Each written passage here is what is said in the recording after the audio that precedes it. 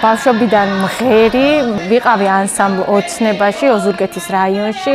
მქონდა გასვლები საზღვარგარეთ საერთაშორისო ფესტივალებზე, მაქვს მონაწილეობა მიღებული, მედლები, გრან-პრები, ასევე ოლიმპიადებში ქალაქ თბილისში ანსამბლთან ერთად. შემდეგ დავოჯახდი, ეს ჩემი ცხოვრება გახდა როგორც ყველა დიასახლისისთვის ერთფეროვანი.